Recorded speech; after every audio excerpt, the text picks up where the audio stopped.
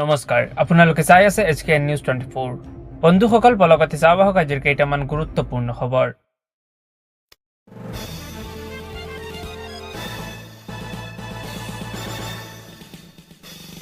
প্ৰথমটো খবৰ, পৰ্যাপ্ত পৰিমাণে ৰাজ্যত মজুত আছে ইন্ধন। ভুৱা বাতৰিৰ প্ৰতি গুৰুত্ব নিদিবলৈ আহ্বান ৰাজ্যৰ মুখ্যমন্ত্ৰী ডক্টৰ হিমন্ত বিশ্ব শৰ্মাৰ। ৰাজ্যবাসীক সংকটি নহ'বলৈ আহ্বান ৰাজ্যৰ মুখ্যমন্ত্ৰীৰ। ৰাজ্যত নাটনি হোৱা নাই পেট্ৰল, ডিজেল আৰু LPGৰ। পৰ্যাপ্ত পৰিমাণে ৰাজ্যত মজুত আছে ইন্ধন। কোনেও বেছিকৈ তেল আৰু গেছ নিকিনিবলৈ আহ্বান মুখ্যমন্ত্ৰীৰ। ভুৱা বাতৰিৰ প্ৰতি গুৰুত্ব নিদিবলৈ আহ্বান জনাইছে ৰাজ্যৰ মুখ্যমন্ত্ৰী ডক্টৰ হিমন্ত বিশ্ব শৰ্মাই। ৰাজ্যবাসীক সংকটি নহ'বলৈ আহ্বান মুখ্যমন্ত্ৰীৰ।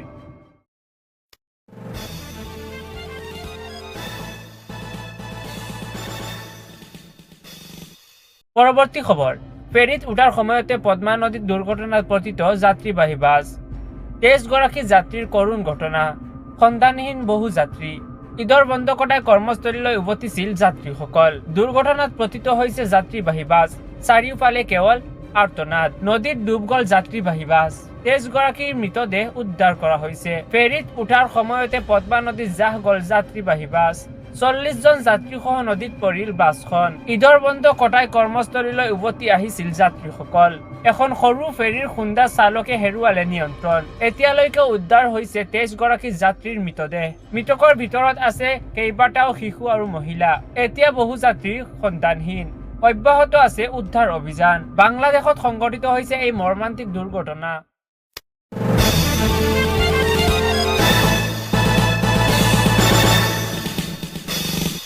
পৰৱৰ্তী খবৰ, প্ৰথমবাৰলৈ মিয়াক ধমক মুখ্যমন্ত্ৰীৰ। মিয়াৰ কামিহাৰ সমান কৰি দিম, ৰাস্তাত আহি কিবা ক'লেই জেল যাব লাগিব বুলি ধমক মুখ্যমন্ত্ৰী ডক্টৰ হিমন্ত বিশ্ব শৰ্মাৰ। অসমীয়া মানুহৰ ফালে কোনেও ৰঙা চকু দেখাব নোৱাৰিব।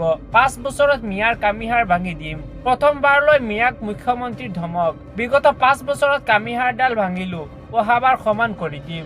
অসমীয়াৰ আগত থিয় হোৱাৰ সাহস ইহঁতৰ নোহোৱা হৈ গৈছে। ৰাস্তাত আহি কিবা ক'লে জেললৈ যাব লাগিব বুলি ধমক মুখ্যমন্ত্ৰী ডক্টৰ হিমন্ত বিশ্ব শৰ্মাৰ। বিগত 5 বছৰত অসমীয়া মানুহ বহুত সাহসী হৈ গ'ল।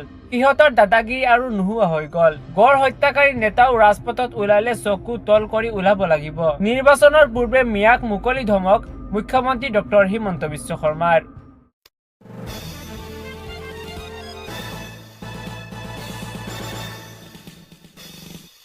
পৰৱৰ্তী খবৰ, চৰৰ দুখীয়া মানুহক দিয়া হ'ব মাটিৰ পট্টা। উচ্ছেদৰ পাছতেই পাব মাটিৰ পট্টা। ভূমি উদ্ধাৰ আৰু পট্টা প্ৰদানৰ ক্ষেত্ৰত নাই কোনো হিন্দু মুছলমানৰ প্ৰশ্ন। ৰাজ্যৰ চুকে কোণে থকা প্ৰতিটো বেদখলকৃত স্থানতে চলিব উচ্ছেদ অভিযান। এনে মন্তব্য ৰাজ্যৰ মুখ্যমন্ত্ৰী ডক্টৰ হিমন্ত বিশ্ব শৰ্মাৰ। উচ্ছেদৰ পাছতেই পাব মাটিৰ পট্টা। চৰ অঞ্চলৰ প্ৰকৃত দুখীয়া ভূমিহীন লোকক চৰকাৰে প্ৰদান কৰিব মাটিৰ পট্টা। চৰৰ মাতব্বৰৰ কবলৰ পৰা সকলো মাটি কাঢ়ি অনা হ'ব। ভূমি উদ্ধাৰ আৰু পট্টা প্ৰদানৰ ক্ষেত্ৰত নাই কোনো হিন্দু মুছলমানৰ প্ৰশ্ন। ৰাজ্যত এতিয়াও উচ্ছেদ কৰিবলৈ বাকী আছে লাখ লাখ বিঘা চৰকাৰী ভূমি। অসমৰ চৰকাৰী মাটি বেদখলমুক্ত কৰিবলৈ লাগিব প্ৰায় 20ৰ পৰা 25 বছৰ সময়। ৰাজ্যৰ চুকে কোণে থকা প্ৰতিটো বেদখলকৃত স্থানতে চলিব চৰকাৰৰ উচ্ছেদ অভিযান। প্ৰথমে হ'ব উচ্ছেদ, তাৰ পিছতহে ভূমি নীতিৰ অধীনত দুখীয়াক দিয়া হ'ব 1ৰ পৰা 1.5 বিঘা মাটি। চৰত একাংশ লোকে অবৈধভাৱে 50ৰ পৰা 60 বিঘা পৰ্যন্ত ভূমি দখল কৰি থকাৰ বিস্ফোৰক তথ্য। চৰ অঞ্চলৰ প্ৰকৃত দুখীয়া ভূমিহীন লোকক চৰকাৰে প্ৰদান কৰিব মাটিৰ পট্টা।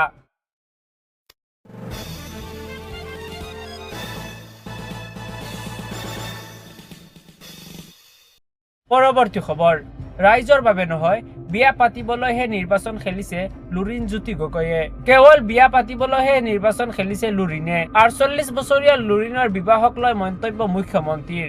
কেৱল বিয়া পাতিবলৈহে নিৰ্বাচন খেলিছে লুৰিণে। নিৰ্বাচন জিকিলেই হ'ব লুৰিণৰ বিয়া। ৰাইজৰ কামৰ বাবে নহয়, ব্যক্তিগত উদ্দেশ্যতহে নিৰ্বাচনত নামিছে লুৰিণ জ্যোতি গগৈ।